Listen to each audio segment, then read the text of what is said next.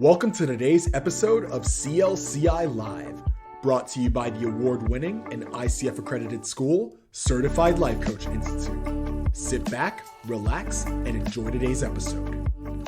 Hello. Welcome, travelers. Oh my goodness. Wow. Hi, everybody. Welcome to another week of CLCI Live. I know, we're confusing. It's the day after Halloween, and here we sit dressed in costumes. This is a Halloween hangover episode, so we wanted to dress up, and we thought, why not do it the day after Halloween? Let's be different. Before we begin, though, I would like to take a moment to remind everybody to please not only participate in this conversation. So leave comments. We are monitoring. This is live so that we can hear from you. So please join in the conversation.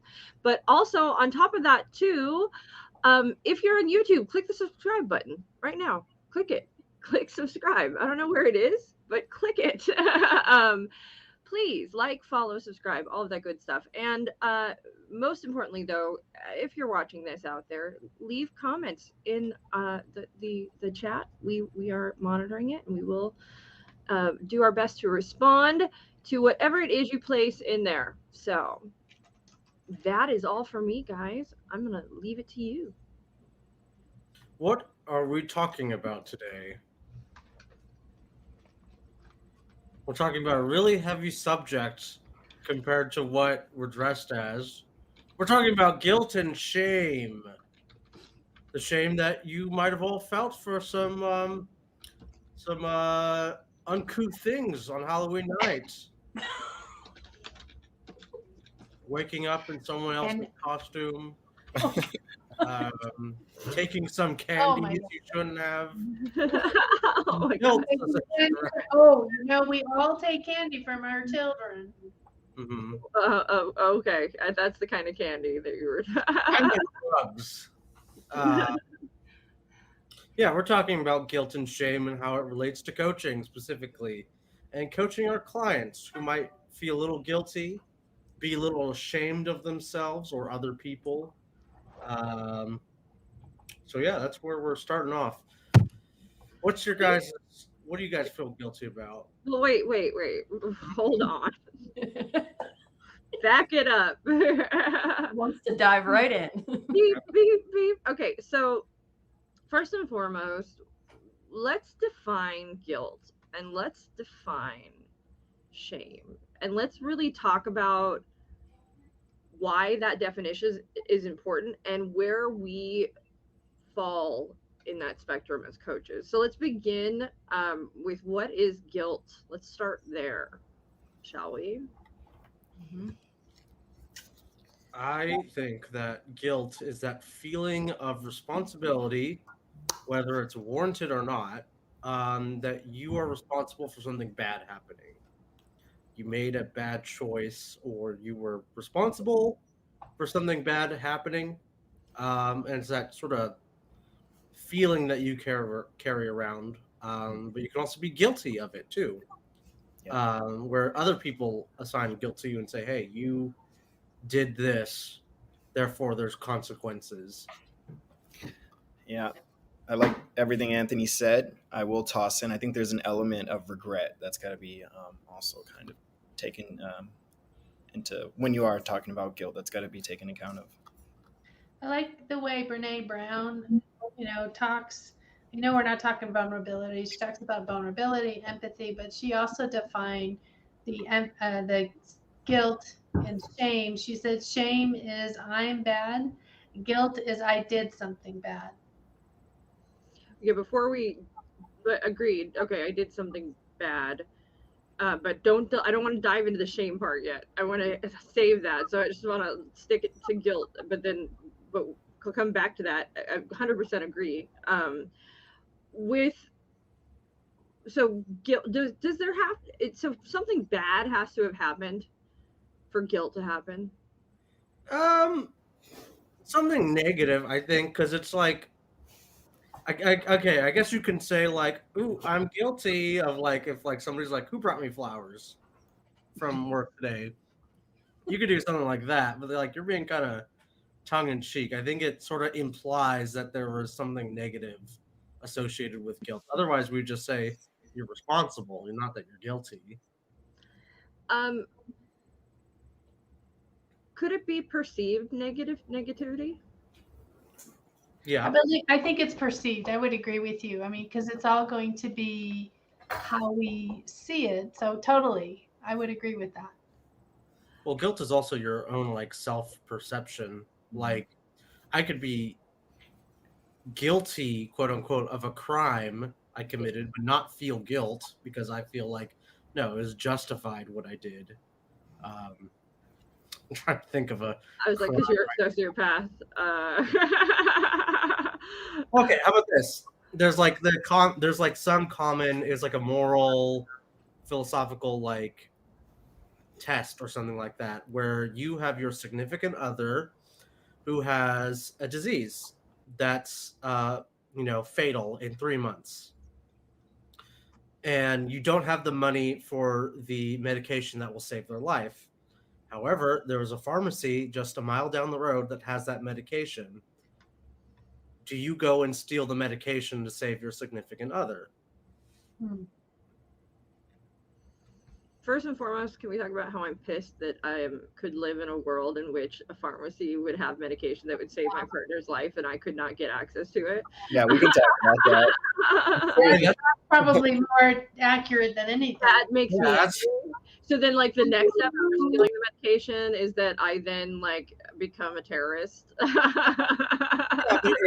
But the point of that, I mean, you guys don't have to answer it, but the point of that is to see like where people's moral compass is as far as guilt is concerned. And lots of people, as it turns out, are completely fine with committing a crime if it's morally justified and they don't feel guilty of it.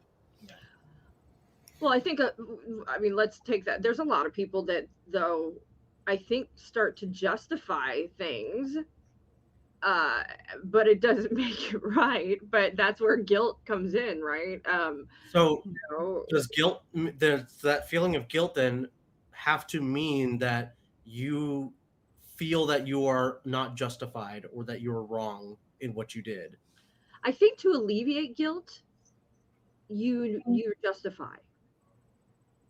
I think that the justification happens in order to alleviate your actions. So like if you know this is wrong or against the law or it's going to hurt somebody, what we do is then start to do this weighing act of counterbalance, like, but it's okay because of X, Y, and Z. But the truth of the matter is there are certain rules, regulation, things that, I know for a fact this is going to hurt, injure, cause harm. But I'm going to do it regardless because what I'm doing is saying that I'm justifying. By justifying, what it does is create a space in your head where you feel less guilty, let's say. But that doesn't, by your justification, does not alleviate the damage perhaps caused or the law broken or what have you, right? I think of, people who are out there struggling in the world, right? And they end up resorting to like stealing things from people. And there's a lot of justification that can go on or stealing from, there's a big difference, like stealing from a store, but then doing like a home invasion and stealing from somebody. You might say to yourself, well, they have more. I'm not going to hurt anybody. That's not, but regardless, it's a huge violation of somebody else's space and it's not theirs to take, but there's a justification that goes on. And I think that justification happens to alleviate guilt so that you can live with yourself, kind of. There's actually an example I saw the other day online where somebody had stolen someone else's laptop, and he saw that they were working on a thesis paper, and he actually messaged that person saying, "Hey, I still have your thesis paper. I see you're working hard on it." So he sent it over to him, and he's like, "I found a buyer, so please let me know soon because I want to go ahead." Oh my gosh! Oh my Horrible. God. But I mean, I felt like that was his threshold for guilt. He's like, I already did what he said. I was struggling. He said, this is But what I'm not gonna. unfortunately I had to do to make ends meet. But his threshold for guilt was right there. It stopped at stealing. He's like, I can't let this guy fail his class either. So That's why you always save stuff on a cloud drive. Yeah. Like, Right. The guy's I like, wonder if the owner contacted him. That's very curious. I'm not sure. I didn't follow through with the story. I should look it up again. that owner should feel guilt for letting that happen, for allowing himself to be a victim. I like that threshold for guilt. I've never heard that. I like that. I mean, I think we all have one. I think about people I've known that were otherwise completely like very good human beings, but they're in a relationship that's not working and they don't have the whatever reason they don't break up. So then they justify cheating. They justify lying. And all, what is all of that for? To alleviate guilt. Yeah. We've talked about guilt a bit, right? What is shame? So shame is towards you, towards yourself. It's internal. So instead of I feel like I did something bad, it's I am bad. I feel like a bad person. So it's like an evaluation of the person, essentially. Mm-hmm. I am bad.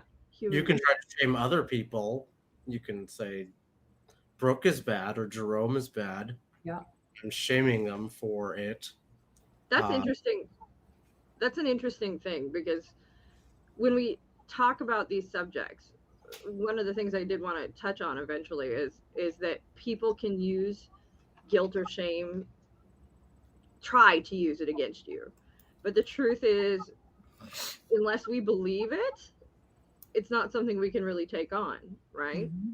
I wonder, is that something that coaches can do to their clients? Can I guilt or shame my I client? you could. If you wanted to be a really horrendous coach, be a really bad coach, yes, you could. But that's not what our job is. So, well, speaking in that space of what a coach's job is it a coach's job to work on guilt? It can be.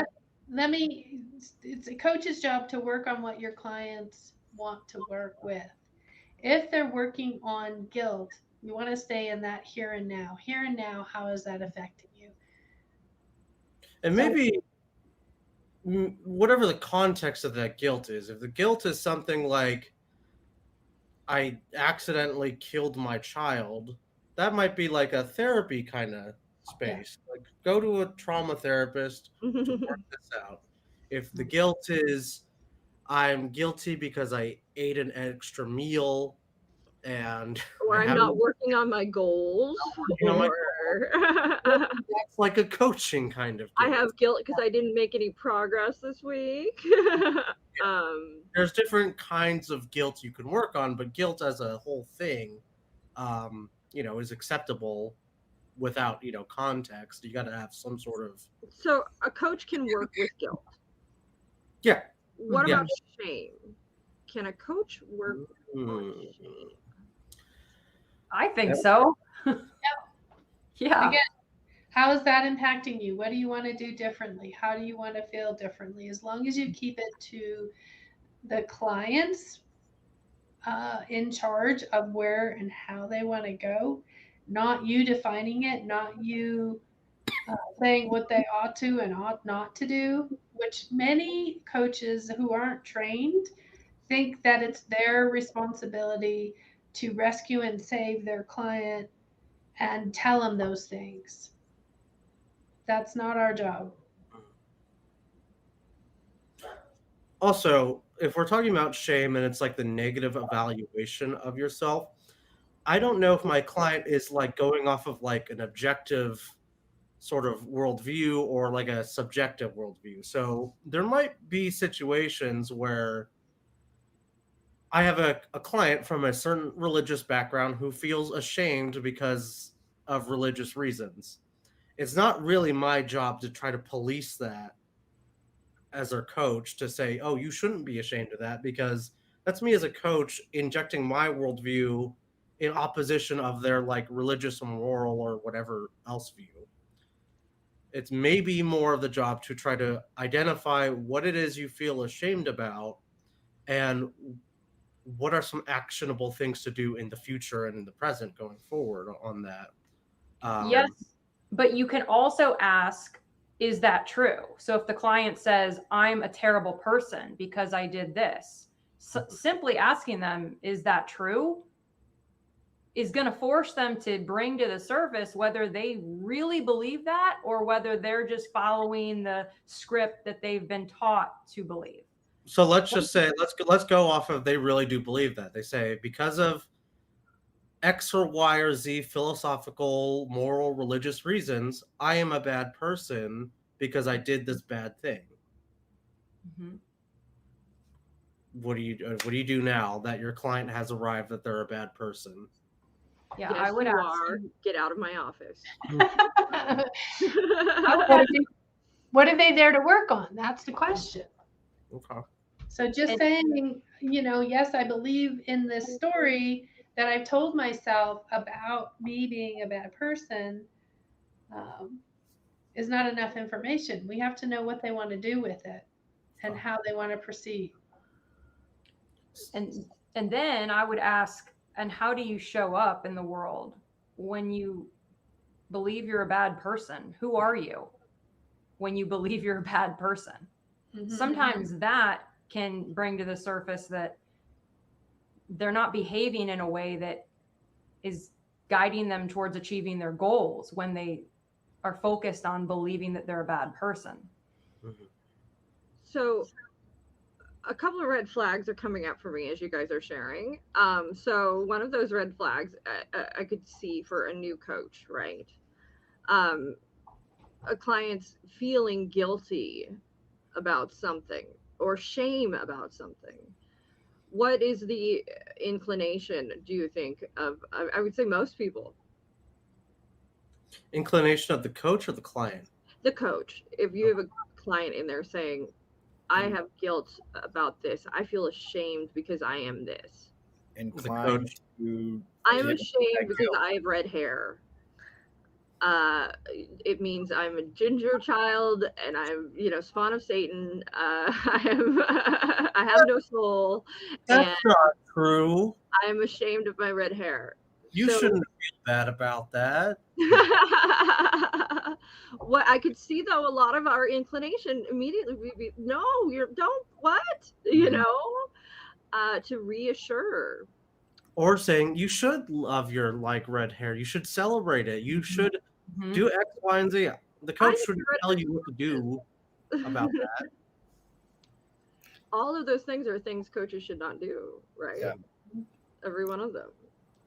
And I could see how quickly and easily a coach could slip into that space of reassurance, especially when dealing with emotions like guilt and shame, because we, as people who have experienced guilt and shame, as we all have, because we're not sociopaths,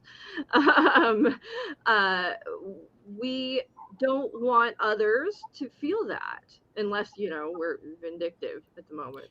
And that's really a big piece of what we don't do when we speak about sympathy. We don't go and fall into sympathy because we recognize it in ourselves on how we would feel in that moment and want to go out and save that person from not feeling that way.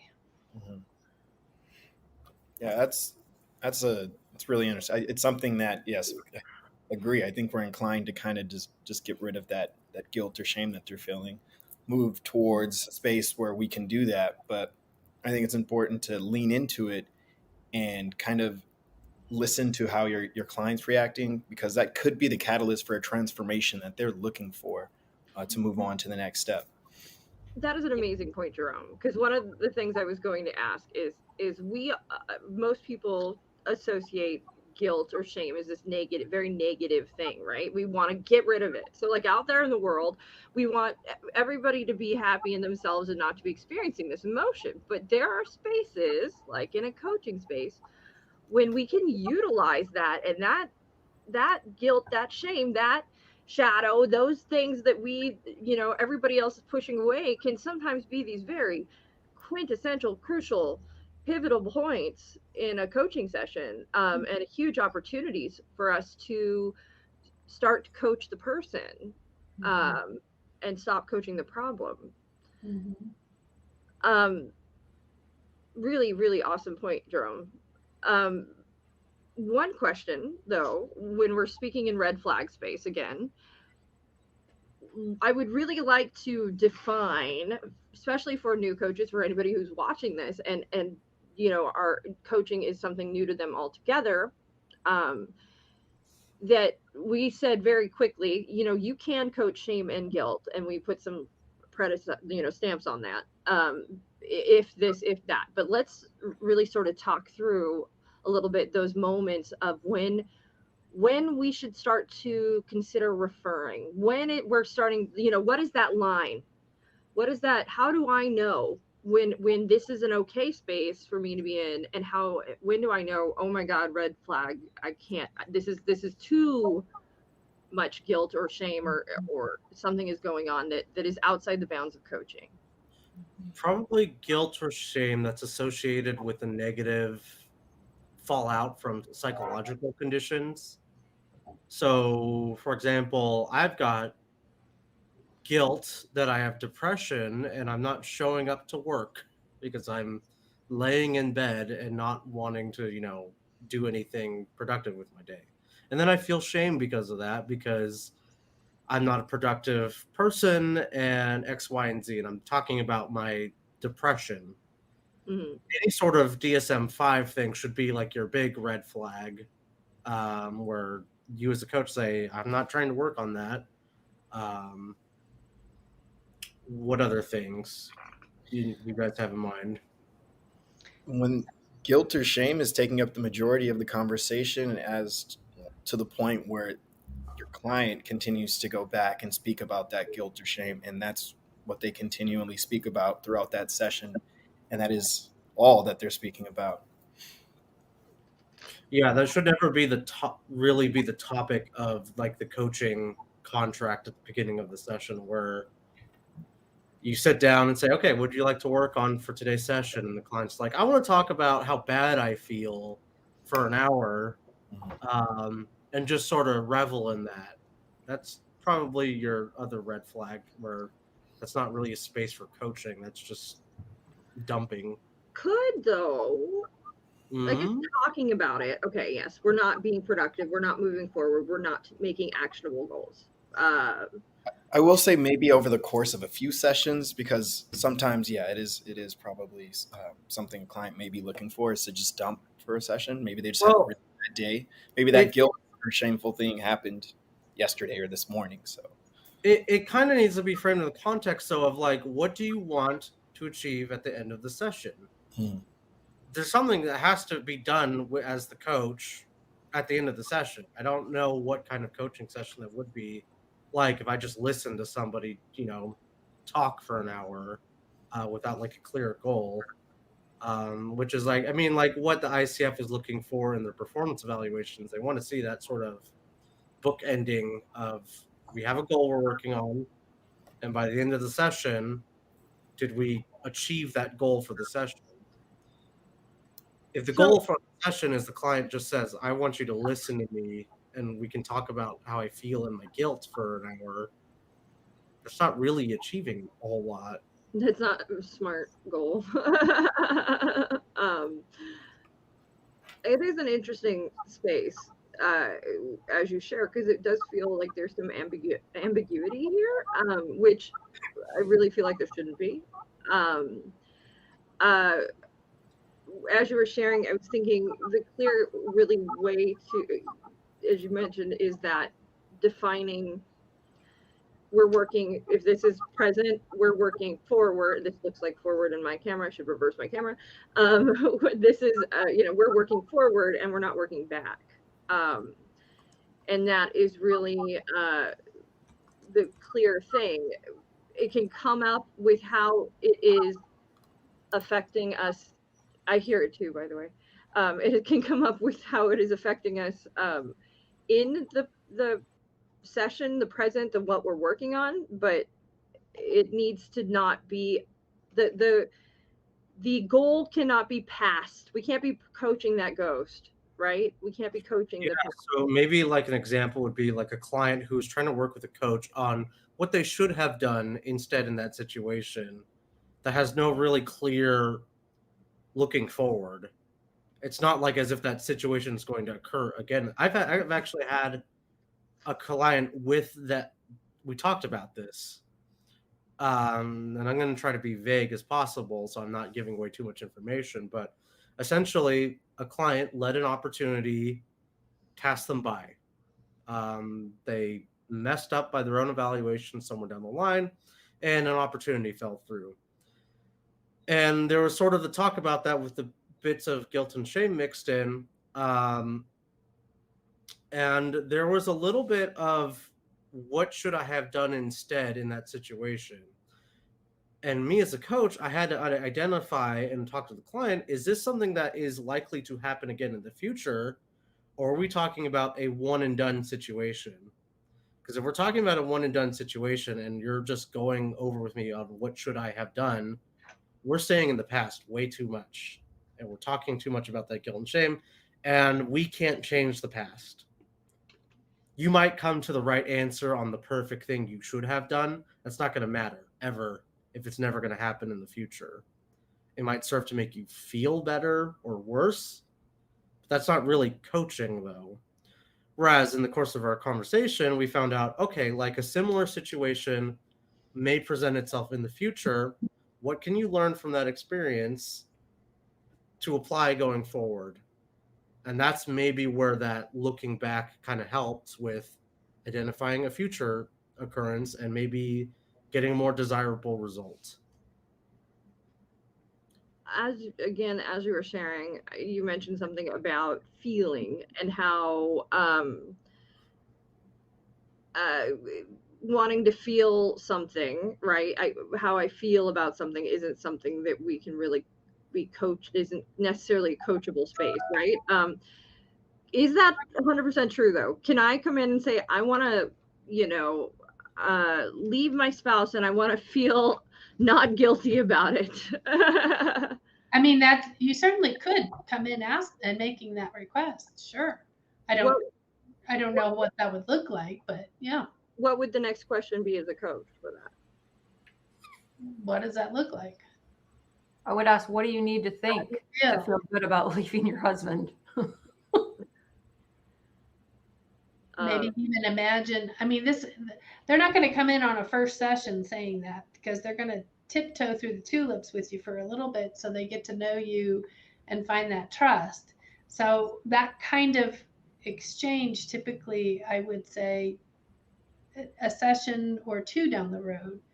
So we've gotten to know each other a little bit. So we would have picked up different language along the way so that we would know how to use that client language and ask those questions.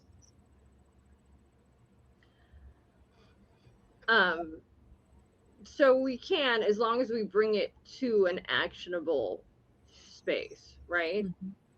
Okay. How are you feeling right now? You've said you want to leave your husband and you want to feel good. How are you feeling right now? How will you know you're feeling better?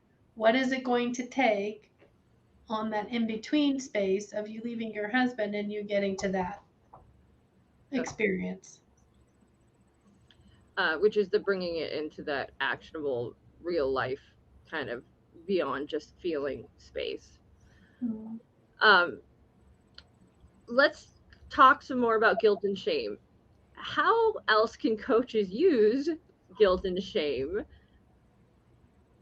to their advantage? Like the positive way, like how coaches should do it, or like how bad? I'm not going to give you any more leading on that question. You choose from here. Okay.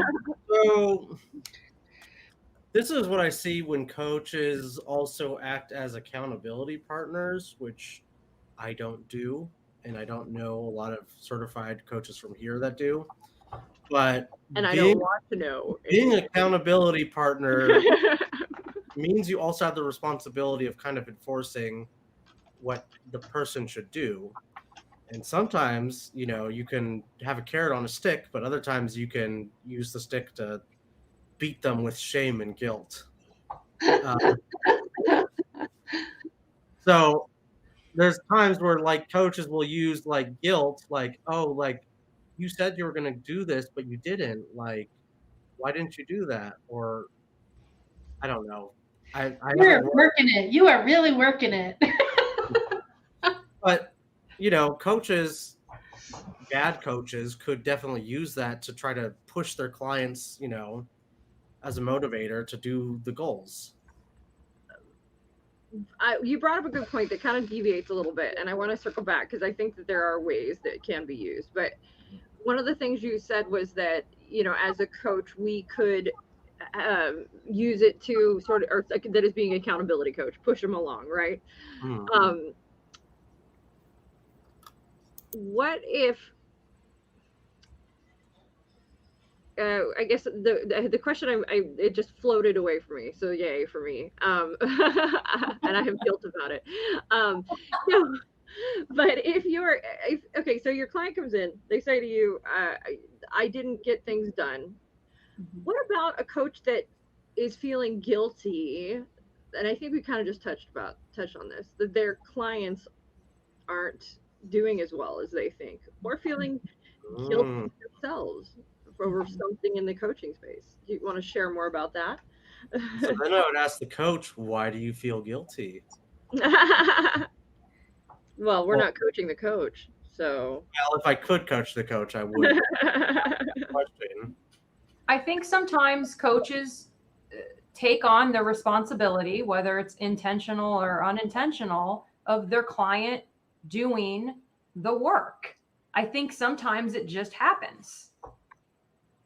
So then I would ask, do you want to let go of that responsibility, or are you embracing that responsibility? Of course I want to let go of that responsibility. So then my question would be, does that guilt about that express itself in any way?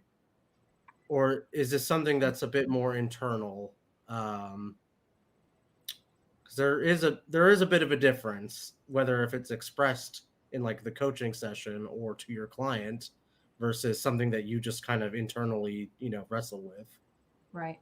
It could disrupt the coaching session flow for sure. If the coach is in their head feeling guilty, making it about them, they're not going to be as plugged into the client. They're not going to be, listening as well. They're not going to be flowing with that client. They're not going to be feeling into those moments and leaning into those words that the client's using in the same way that they would if they were at ease and feeling relaxed and comfortable and detached from the results of the client. So when you come into the coaching world, when you become that coach, there's kind of a learning curve, and that curve is most of us are really caring people.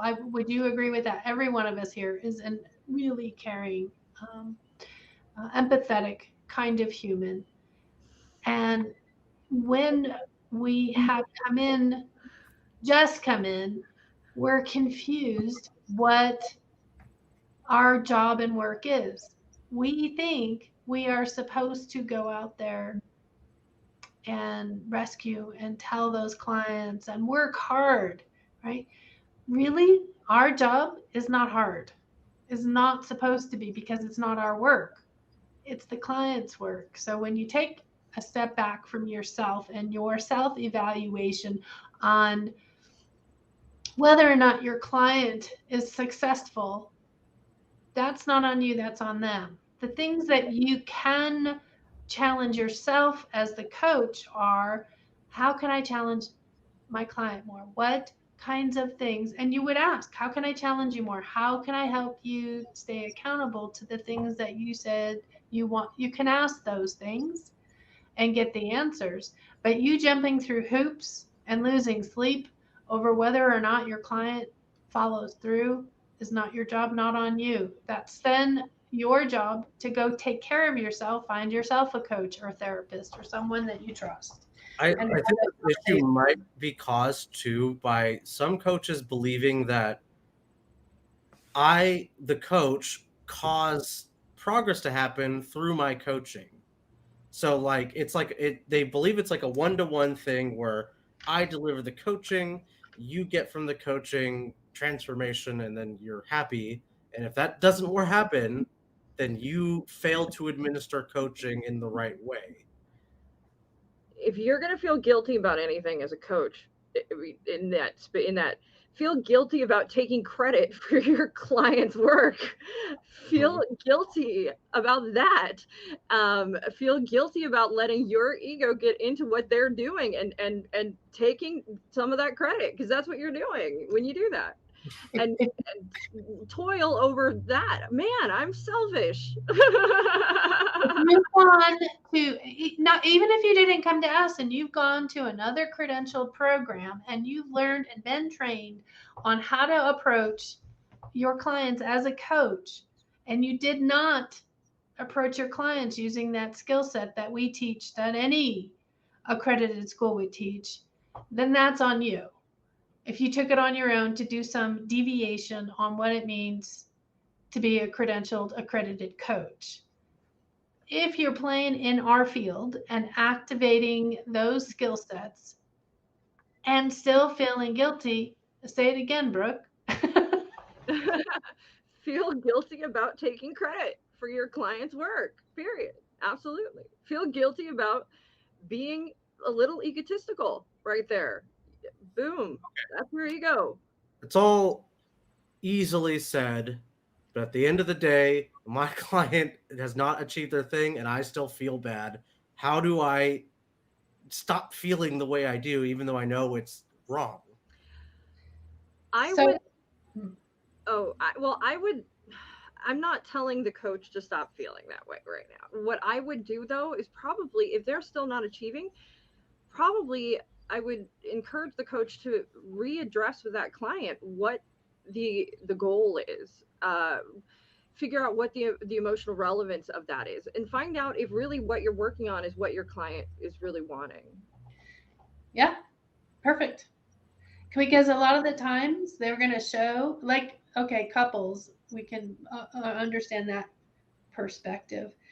One person is definitely ready to work on that relationship. The other one's there for a different reason.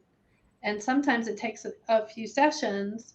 Sometimes it's immediately, and sometimes it's a few sessions before you find out that that's not what we're working on. And you have to be willing to ask those challenging questions. Absolutely. So individual come into coaching, they may bring something else because they're not sure what really they want to uncover in coaching. And so it might take a little time as they start discovering what they want to uncover and discuss. And it might go, I started off here and now I'm thinking about this. That is not at all what I want to talk about. Here, I recognize in this moment, this is what's really impacting me and where I want to speak. Any and all of that could occur. So we're talking a little bit in this space of coaching guilt, right? Coaching, coach guilt. I have guilt. But everything we're talking about in some degree is, we've sort of talked about removing the guilt or what have you. But one of the things I would like to discuss is utilizing guilt, sort of a reframe of guilt. How can we, is there times that guilt serves us? Of course. I mean, Yeah. It's a way to correct your incorrect decisions.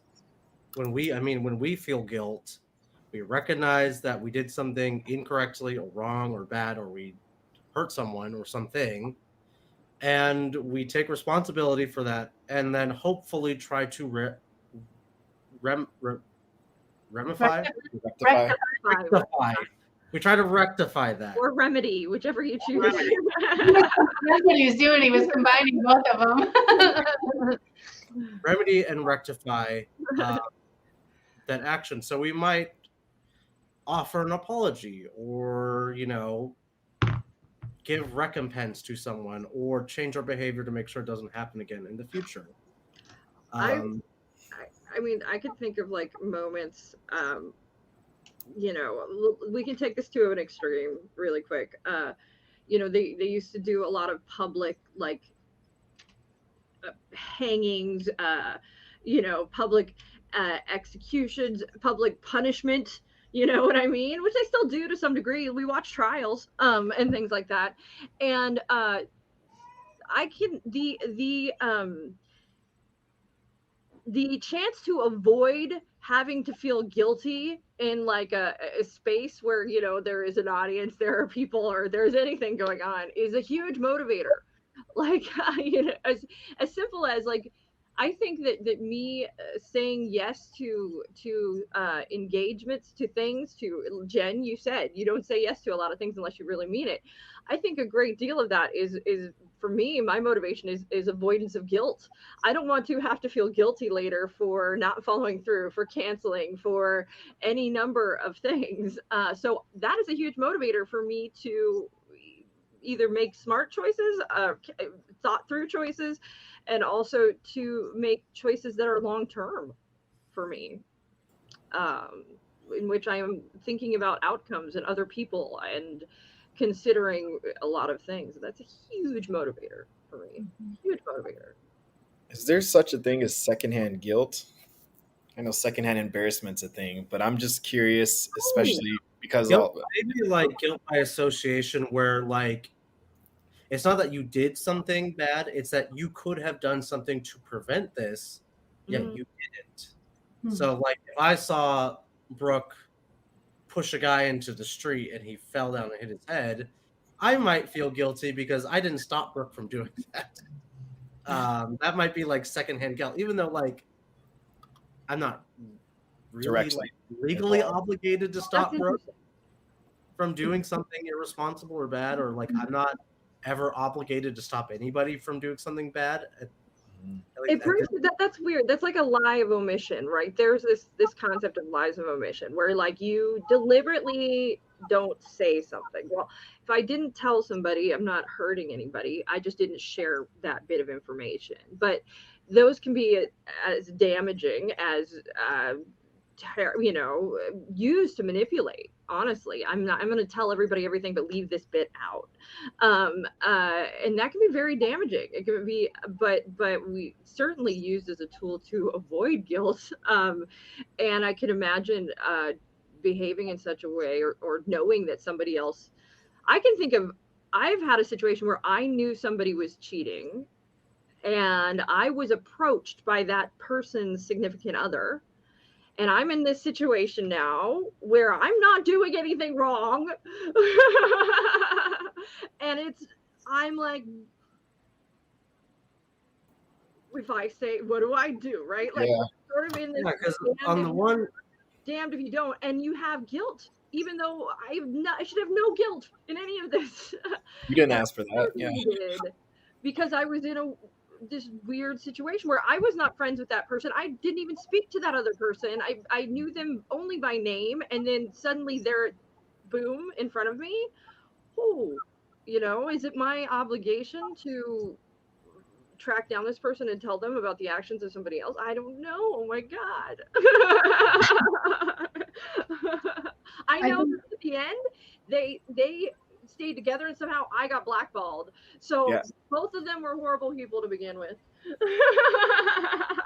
Now this is where the justification comes in, where Brooke makes herself feel better about her own guilt. Right, there you go. I think I would ask a question. What would I want to know and do in that moment? And if I would want to know and do something, that's where probably I would make a decision on whether or not I would tell or not. I would ask myself, can I live with myself if I do X or Y or Z? Well, the reality is it's about self-preservation, right? My trepidation is if I tell, which I feel is the right thing to do, for me to just be honest at this point. Yeah. The reality is I'm probably going to have some serious fallout, if not lose somebody that was a friend. But okay, better grown up me goes, don't be friends with those human beings. Yeah. I don't want to ever be put in those situations again. So if you're cheating, I'm sorry, we're gonna have to take a friendship break till you're done. Because the end result is probably gonna be the same, so it doesn't matter. And that's a good point. So you have to do with what is going to, both of you are saying, sit with you and feel, I think, like Anthony said, I think he said, justify, what allows you to not feel guilty, allows you not to feel like you were manipulated, that you made the best decision for you, knowing that no matter what, I mean, you could think that no matter what you do, it could end that relationship one way or the other. Yeah. Truthfully, why I want like good and healthy people in my life, as we're thinking and sharing this, is like I want good, healthy, honest human beings in my life, because if I'm around somebody that's struggling with a lot of guilt over something, or is doing or behaving in a way that is causing a tremendous amount of guilt, the truth of the matter is there's probably going to be some repercussion. It's going to come up at some point, and it's not going to be very it's just going to be a hard situation to be in. Not that it's a perfect world and everybody is perfect all the time, but it's, I wouldn't want to be hanging out with criminals. I don't want to be hanging out with people who are lying all the time. Both, it's a similar situation. I don't want to be friends with liars. Just so you know. Back though, how can coaches utilize guilt to succeed, or shame? Ask them what it means to them, right? What does that feeling mean to you? Yeah. What if, I think you could use it in marketing. I was about to say the same thing. Marketing. Like, yeah. You can talk to, if you're speaking to your client who's experiencing guilt over something. Like we've had an example we've had is we've used in the past, a mother you're coaching that is has a neurodivergent child and is finding herself exhausted, frustrated, just drained at the end of the night, and to the point that she's starting to resent her child, and that is causing guilt. But she is saying, she's having this dialogue of these thoughts that are very guilty and using that honest, guilty dialogue in your marketing to speak to your client can be very powerful. Very, very powerful. Yeah. Speaking to your clients who maybe aren't reaching goals, who are, 50 and you haven't figured it out yet. Put that in your marketing, right? Like, those are, feel like a loser. But honestly, we could use those things, and it's like a little shocking. But the truth of the matter is, what are we doing? We're speaking to that guilt, that shame, those labels, and to get people in the door and to speak. So say, hey, I get you. I speak your language. Can I, instead of like identifying the shame, can I like actively shame my clients? I would urge against that. Or a loser, and if you don't come to me, you're going to remain a loser. Well, maybe not if you want the client to return. Maybe if that might work somewhere. It might actually work. There might be somebody. So let me give you an example of when this has worked. So let me give you an example that I've seen where people with daddy issues. That's what I do. So let me give you guys an example of when I've seen this have worked. Not saying you should use this as an example, but it does work. Where like it's like, I forgot what the book was called. It was like in the 2000s, but there's like a seduction coach where it was aimed at guys who were losers in the dating space. Oh yeah, I know what you're talking about. That was NLP stuff. That was all. Okay, but still, there are coaches, and I see this on my TikTok and other spaces where you'll target incels or losers or whatever derogatory term, and you're identifying that they have not succeeded in life. They have guilt and shame associated with this. I'm your coach and your guy to get you to the place where you want to go. I think that's what I was even saying. When I'm saying you're speaking to that inner dialogue, it doesn't mean that you're actively calling those people losers and being like a boot camp, I mean, I've seen that or- well, I'm not- we're not shaming. We're not that wouldn't be our job as a coach. But what we can do is speak to that inner dialogue and use the language our client uses. So if our client is calling themselves a loser, if our client is calling themselves a nerd, if our client is calling themselves all of these things, I could call myself the loser coach and turn it on its head though, and make loser a good word, make it a positive word, make it a, no, I'm a loser, but I'm like, this loser. That does kind of work, Brooke, but like as soon as you like use a slur, that just like does not work as well as you like it to, which is funny, but don't do that. I could see it being very funny as like a sketch comedy. In real life, Yeah. maybe try to avoid like really digging into the worst thing you could call your client to try to gain some marketing. I would say unless you're doing it in a way that is tactful. I mean, because I would give them hope, I mean, you want to give them hope. The truth of the matter is nobody's going to click on something so that they get berated unless they're kinky.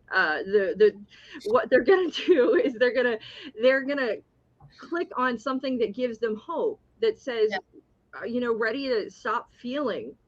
Go from this to that. And you don't have to be this forever. You don't have to feel like this forever. You don't have to.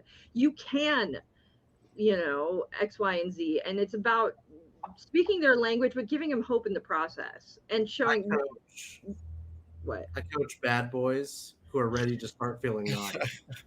Oh my God. Please no. My work. Sorry, I just. Oh God. Cannot even reply to that. Oh my God. There's nothing you can say. There's just nothing. Nothing. We should just be totally inappropriate for the remaining 8 minutes. Well, no one in the comments has responded or asked any questions. I just assume they're not watching. I can say whatever. We're alone on this one. Facebook and YouTube land who wants me to stop, I'll stop. Otherwise, I'm going to keep going. Oh my gosh, you should get sick more often there, Anthony. You're That's what the wizard does to me.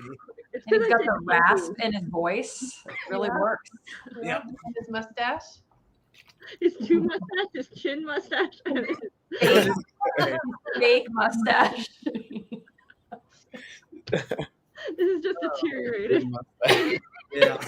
You have guilt about this? We should be ashamed of ourselves. Wonder why nothing bad has happened because of it yet. Well, that's the other thing. So let's talk a quick about that. Is one of the things that we discuss and talk about is that the defining something as bad or good is immediately a black and white way of thinking. We're thinking yin and yang. We're thinking in a dualistic mentality. And so that's a big thing. Like there's a lot of baggage there. And that's, I'm like, where do I go? Because there's a lot of baggage there. So we can also redefine if it is what is serving us or what is serving our clients and it's something they want. There is absolutely a way for us to redefine if something really was good or was bad. That's the whole reframing. Watch it last week or 2 weeks ago. And I think that's something that people have to do, period, right? I imagine there are people who have had heinous things happen that they, took part in or did, and they have to come at some point if they choose, it was that was when I was younger, and now I have to be, I'm not that human being anymore. Sauron. You have to let go of those emotions and feelings and redefine and reframe things, right? Or you can be a bad person and just manipulate it. Or that too. Either way, Yeah. that's an option.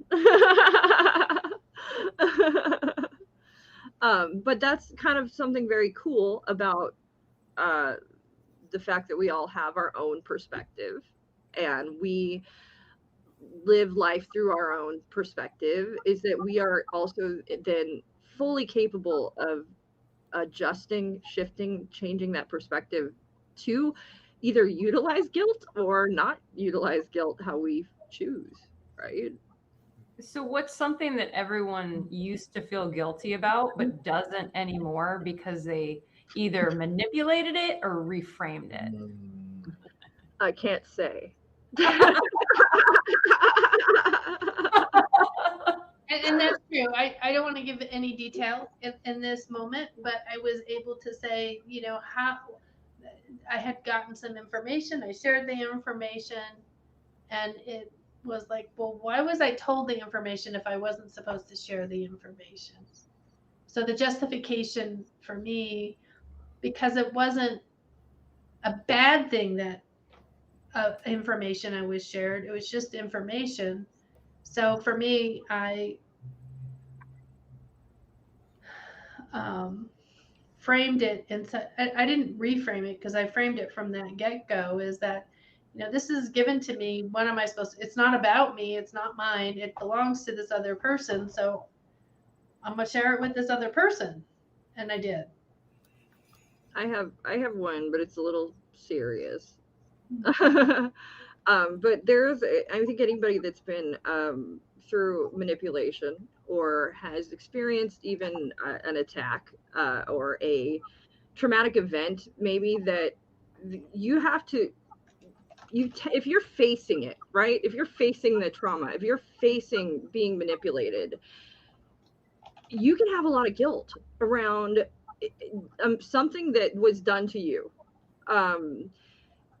How did I get myself into that? How did I fall for that? I'm mad at myself for not seeing it, for not being smart enough, for not identifying the red flags, and we can put ourselves through a lot of these mental sort of loops that go on when we're processing a trauma or being manipulated, genuinely manipulated by somebody. And I know that, like, for me personally, if we're going to talk about, the simplicity of my attack, how did I get myself into that situation? I have guilt around that because I should have been smarter. I should. And then making myself not a victim and sort of facing all of the stuff that it gave me my power back, but it did give me some guilt. Like, how did I do this? But then it was almost then I had to like re-embrace the fact that I was a victim still. So the reality is there are certain situations, certain human beings, and certain things that happen that I have absolutely no control over and can just happen to me. And there's no reason for me to have guilt or shame around something that happened to me. So yeah. So that's a whole process. And so that's talk about defining and redefining guilt in that space over and over again. So it was like accepting responsibility and then letting go of it. Again, like I had to accept it to get to a certain point, and then I had to move beyond that point and let go of the shame and the emotion, so that I wasn't holding on emotion towards that incident, that situation anymore. I had to move from that. Okay, I went from I'm a victim to I'm not a victim to, okay, but there are things that happen that I don't need to have guilt for. Mm-hmm. How did you come to that belief? It's because it's a belief. Would you agree with that? It is a belief. It is a belief. And it's true. I mean, I know it's a belief. It's something I believe to be true. And how did I come to that? I came to that in one of it was in realizing not everybody in this world is like me. There are people who are genuinely out there doing things that are harmful, and that is their intention. And I was applying a moral compass and understanding that was my own, that this other person was not acting perhaps out of malice. And so when I realized that there are people that are just doing things that are malicious and mean and hurtful and aren't considering, it sort of made me realize, okay, wait, this is a different person. I'm putting myself in their shoes, but truthfully, I'm not in their shoes. Like, that is not me, because I would never do that to another human being. So that's not a fair perspective for me to put myself in somebody else's shoes when that person is acting in a way that is just manipulative and harmful. That's not fair, because I would never act in that way. Mm-mm. So I'm now, what I have done in doing that is I put a whole lot of emotion and understanding in that person just may not possess. And so truthfully, what sort of snapped me in that direction was when somebody actually said to me, you don't have to take responsibility for all of this. This person isn't a good human being. Like, he has done this before. He has shown a history. You don't have to take on responsibility for his actions. And that was like a moment where I kind of was like, whew, and there was still growth. There's still like processing that has to happen after that. But it definitely clicked in my head. And I think it also starts with giving yourself permission is a big part of it too. And I think that statement gave me permission to start to let go of the guilt, because I think we hold on to it for some reason or another. And in that situation, I needed permission to let it go. And that was sort of what gave me permission to start to let that go. Do you think in some way you might have thought you were trying to protect yourself? I think by keeping myself in that state where I am responsible, it allowed me to feel like this won't happen to me again. It can't happen to me again, because I see what happened. I understand every angle. I understand boom, boom, boom. And so it definitely keeps you in the state of like hyper controlling. Like, you know what I mean? That's just, I'm going to try to control everything, but you have to reach a point. At least I had to reach a point where it's like, if I want to be more like in the flow of life and living, and I have to just be okay that things will happen out of my control, and I will be okay. I'll still be okay at the end of it. Yeah. Because I am okay. Like, there's so many layers to this, like to working through a trauma. There are so many layers. And so that is another huge layer that you have to work through. But definitely, I mean, I think there's a lot of credit in the space of working through things that are deep guilt and deep shame, that it's a layered process for sure. Yeah. Like an onion. Yes, it's true. Things pop up and you're like, oh. So, yeah. That was a Shrek reference, right, Jen? Okay, good. Yep. Sure. For the inner child theme, I figured I'd give it a Shrek reference. You know? We are past our time now, though, and I Yeah, have to eat cat because I'm going to go to bar class. So, Okay. and go be a ballerina. I get to change from a cat to a ballerina. Nice. We will see you guys next Tuesday, same time. Please No, share. no, we're changing that. Remember? Oh, yes, you're right. That's actually thank you Changing. for We're reminding me. changing alert. Changing alert. Go. Because of me, I'm difficult. We are switching to Wednesdays. We'll be on Wednesdays at 4:00 for at least the month of November. If viewership increases and like we get more interaction, maybe we'll keep it on Wednesday. We're gonna try out Wednesdays at the same bat time though, 4:00. Same bat station, different bat day. So Regardless, we need you guys to like, comment, subscribe, share, please. Do all the good And stuff also- because it really helps us out. it Take does. a look at CertifiedLifeCoachInstitute.com. We've got classes. We talk about this in class, sharing many different perspectives on who you are as a coach. 3-day intensives. We have a lot of fun. We have a lot of learning. Come join us. Come check us out. Check out our other YouTube channels. What do we say on that one? We want to subscribe. want Subscribe. Subscribe on our YouTube channel, definitely. Keep them coming. They've been coming in, so keep them coming, guys. Thank you guys. All right. Bye. Hey everyone, thanks for tuning in to today's episode. Once again, this is brought to you by Certified Life Coach Institute. We're an ICF accredited school who certifies our life coaches in 3-day online intensive courses. In addition to other podcast episodes, feel free to check us out every Tuesday at 4:00 p.m. Pacific Standard Time on YouTube or Facebook for our CLCI Lives, where we get together and discuss various topics that are centered around sharpening your skills so you can become a better certified life coach. For more information, feel free to visit us at CertifiedLifeCoachInstitute.com. Until next time, be well.